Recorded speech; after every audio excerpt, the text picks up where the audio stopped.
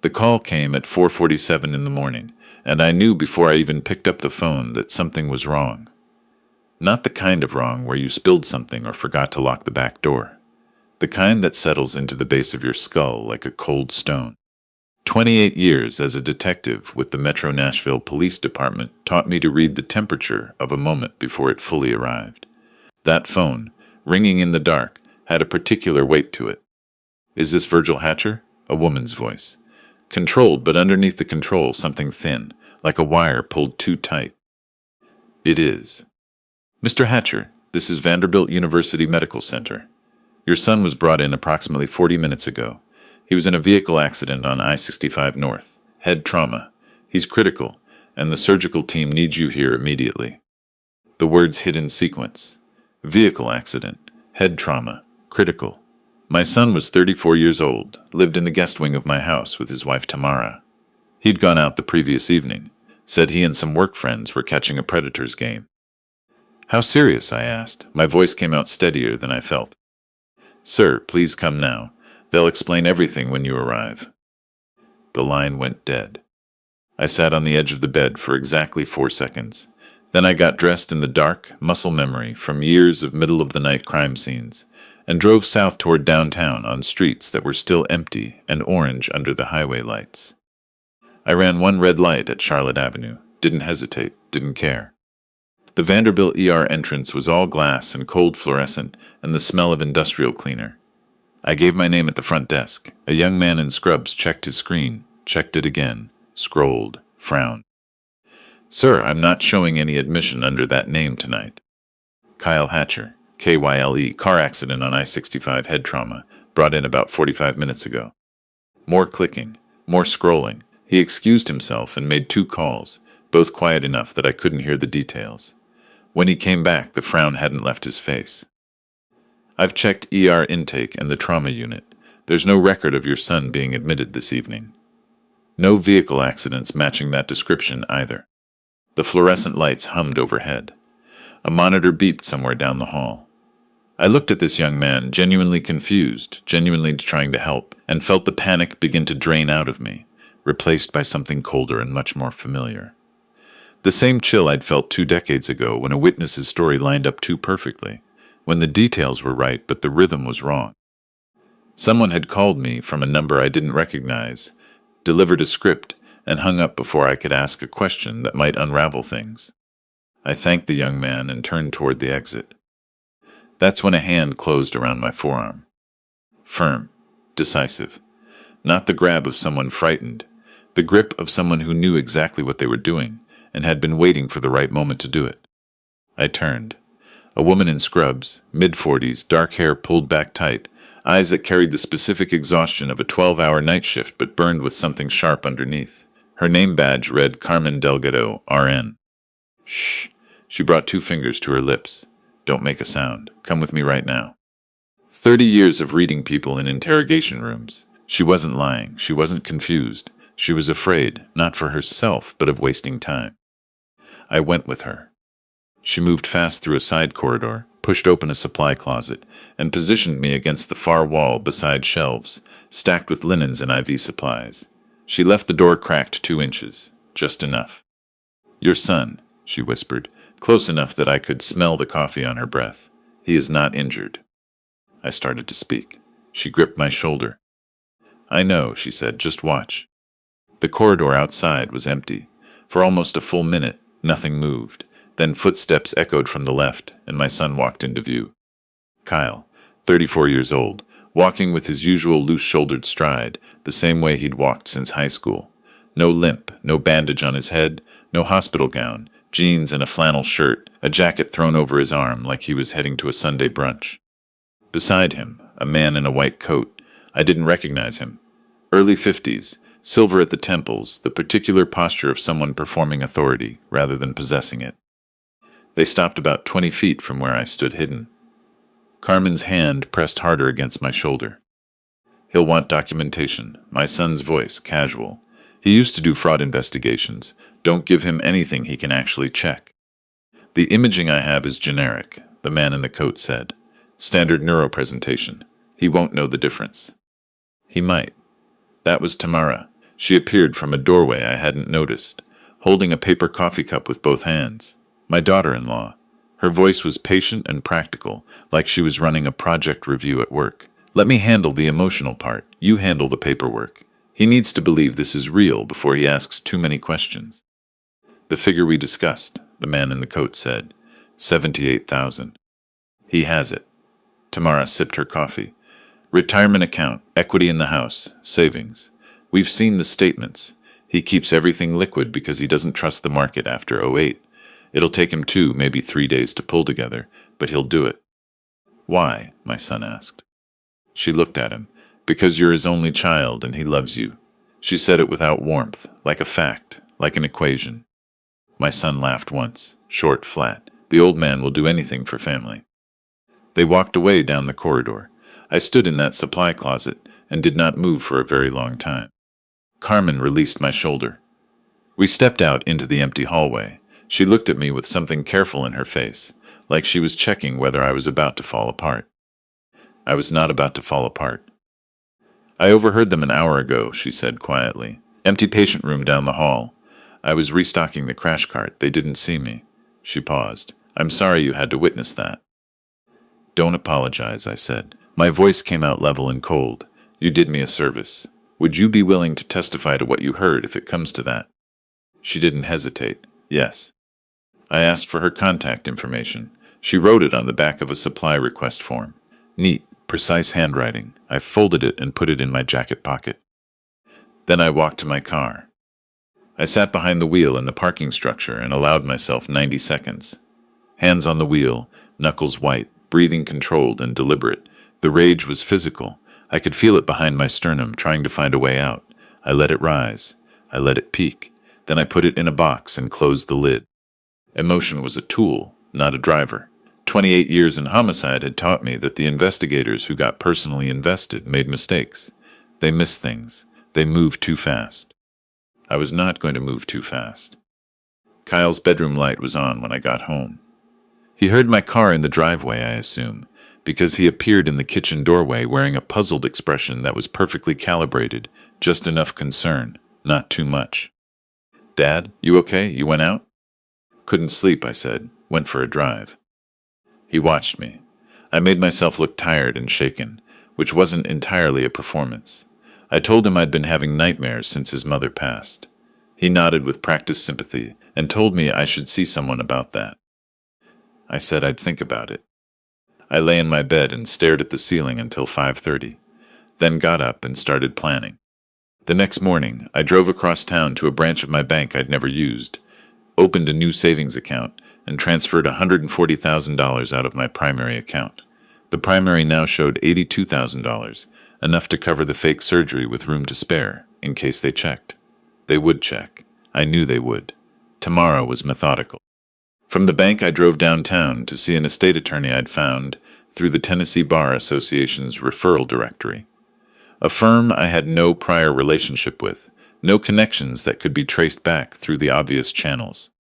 The attorney's name was Drummond. Sharp, efficient, asked no unnecessary questions when I told him I needed to revise my will immediately. House is currently to my son, I said. Change that. The property goes to the Nashville Police Foundation. It's a legitimate registered nonprofit supporting officers in crisis. Drummond's pen kept moving. And your son's share? $25,000. Nothing else. He drafted the revision in 90 minutes. 2 paralegals witnessed. He filed it with the county recorder that afternoon. He told me the original would remain in effect until the new document cleared, which would happen by close of business. I wrote him a check for $1,500 and left. That evening, Kyle and Tamara came home with takeout. Barbecue from a place on Nolansville that I genuinely liked. They were warm and attentive. Tamara asked about my sleep and whether I'd eaten lunch. Kyle poured me a glass of sweet tea without asking if I wanted one. They sat at my kitchen table like a couple who had stopped by to help an aging father and had no other agenda in the world. I ate the barbecue. I said it was delicious. I asked Kyle about work. He told me a story about a project at his office. I half listened and studied his face. I had changed this boy's diapers. I had taught him to throw a ball and drive a car and read a map. I had sat up with him for 3 nights when he had pneumonia at age 9, convinced each time he exhaled that he might not inhale again. There was a photograph on my dresser. Kyle at 6 years old, holding a trout he'd caught at Percy Priest Lake, grinning so hard his eyes had disappeared. I'd taken that photograph with a disposable camera and kept it for 28 years. That night, alone in my room, I sat down on the edge of the bed and looked at the photograph for a long time. I allowed myself that. 1 minute. The specific grief of loving someone who no longer existed, not because they'd died, but because whatever they'd been had been replaced by something I didn't recognize. Then I set the photograph face down on the nightstand and went back to work. 4 days later, Kyle walked into my study and sat down without being invited. His expression had shifted. Less warmth now, more transaction. "Dad, I've been thinking about your situation." He leaned forward, elbows on knees. "This house is a lot for one person. 3 stories, the yard, all the maintenance. Tamara and I have been looking at some communities. Just looking." He slid a brochure across my desk. "Rolling Meadows Senior Living. Full-service amenities," the cover said. "Comprehensive care for the life you deserve." I picked it up, turned it over, set it down. "I'm 63 years old," I said mildly. "I mow my own lawn. For now." He gave me the look I'd seen doctors give families in waiting rooms. Gentle. Inevitable. "But your health isn't going to get easier, Dad. We just want to be proactive." "I appreciate that." I let my voice soften slightly. "I'm just not quite there yet." He nodded like a man who'd expected resistance and had time on his side. Tamara raised it again 2 mornings later at breakfast. Different angle. What if he fell? What if he forgot something important? Who would know? She was good. She watched his reaction, calibrated her tone, pressed just hard enough without pushing so hard he pushed back. I played confused and tired and a little frightened. I asked what day it was, though I knew exactly.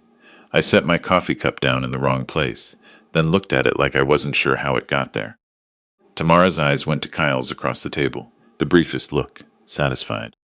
What they didn't know was that I'd installed a second phone, prepaid, purchased with cash from a Walmart 20 miles from my neighborhood. The recording app ran silently from 11 p.m. until 6 a.m., triggered by sound above a certain threshold.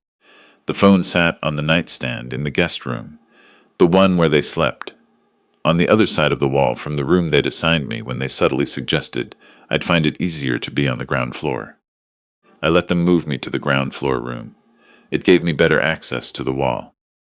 The recording from the 3rd night told me everything I needed. Kyle's voice, low and certain. "The memory care angle is the cleanest. Get him assessed, get a diagnosis on record, file for guardianship. Then we have access to everything. Tamara, that takes time. The assessment alone could take weeks, and the courts. Kyle, I know a doctor who'll speed it up, same guy from the hospital." Silence. Then Tamara, "Careful, and if that doesn't happen fast enough." Another pause, longer. "Kyle, old men fall, you know that. House like this, all those stairs. It happens." I lay still in the dark and let those words settle around me like sediment. My son had just suggested my death as a scheduling option. I saved the recording, encrypted it, uploaded it to 2 separate cloud accounts, and a USB drive I locked in my car's center console. Then I lay in the dark for another hour, listening to him snore through the wall, and thought about what it meant to spend 34 years loving someone who was capable of this. I didn't have an answer. I wasn't sure there was one.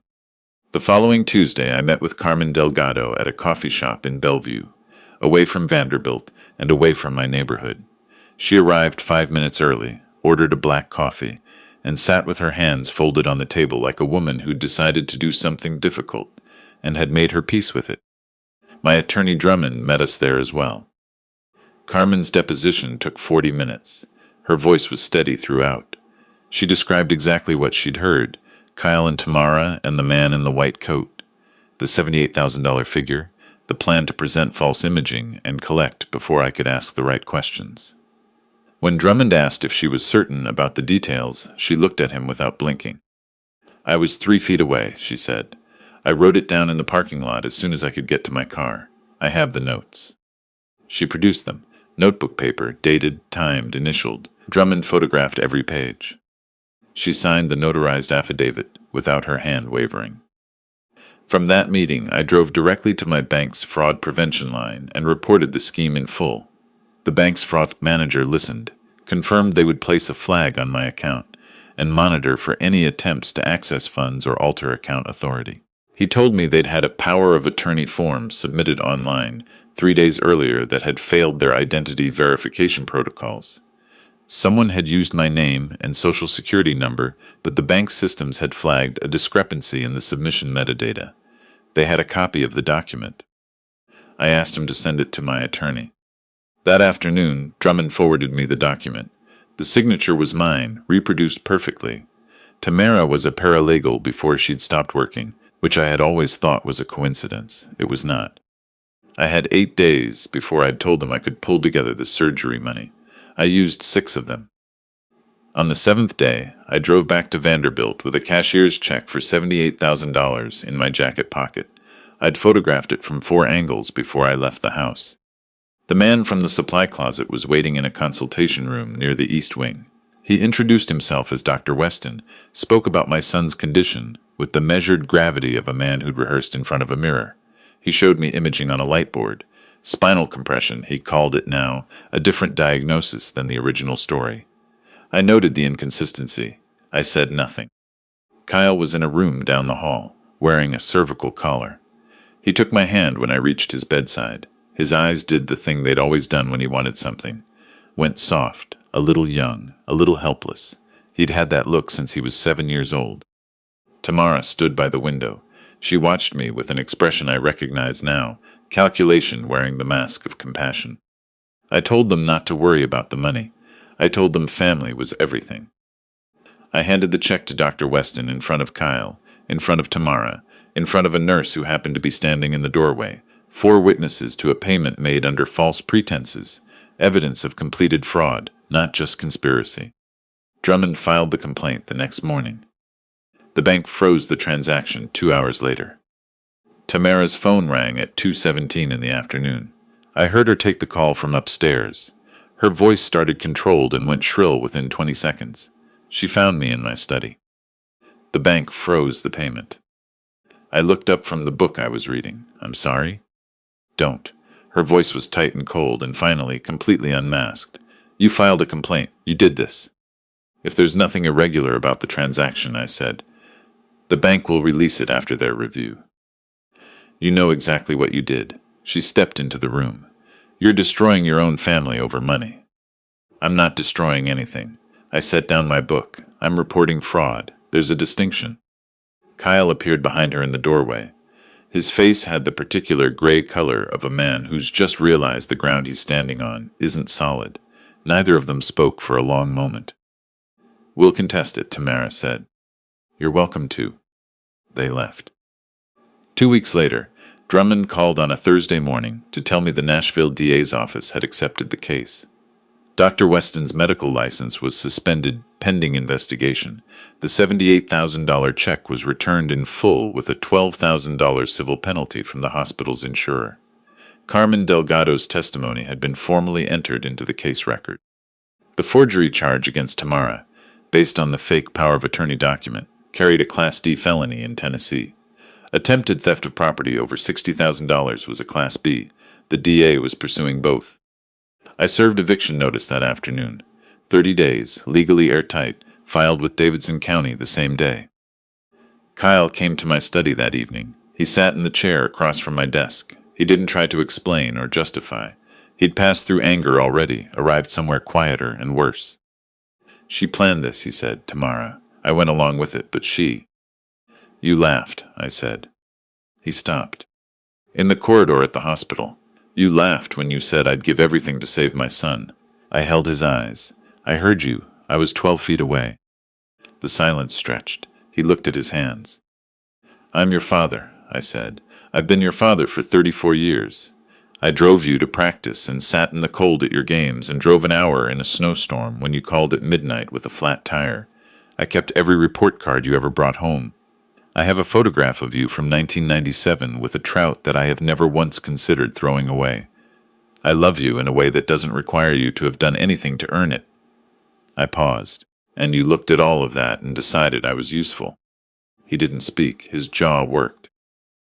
The eviction notice is filed, I said. The charges are moving forward. The recording of your conversation about the stairs is part of the case file. When you leave this room, I need you to understand that I have not done this to you. You did this. You and Tamara built this together, and I am simply refusing to stand in front of it. He sat for another moment. Then he stood and walked out without a word and closed the door quietly behind him. The house was theirs for 29 more days. I spent most of that time in my study, or on the back porch in the evenings with a glass of iced tea, watching the light change over the tree line at the back of the yard. Nashville's spring had come in warm and slow, the dogwoods at the fence line already starting to go pink. They moved out on the 28th day. I'd arranged to be at Drummond's office for a meeting that morning, deliberately. When I came home, the guest wing was empty. The keys on the kitchen counter in a small, neat stack. No note. I picked up the keys and dropped them in the trash, called a cleaning crew, had the locks changed the following morning. The guest room became a reading room. 3 months later, Tamara pleaded guilty to the forgery charge and accepted a plea on the theft charge in exchange for an 18-month sentence, suspended after 6 months with conditions. Kyle's case moved slower. His attorney argued reduced culpability, which the DA partially accepted. He received a deferred adjudication, 5 years probation, 200 hours of community service, and a criminal record that would follow him through every background check for the rest of his life. He was ordered to have no contact with me for 3 years. I did not contest that provision. Carmen Delgado received a formal commendation from Vanderbilt's ethics board.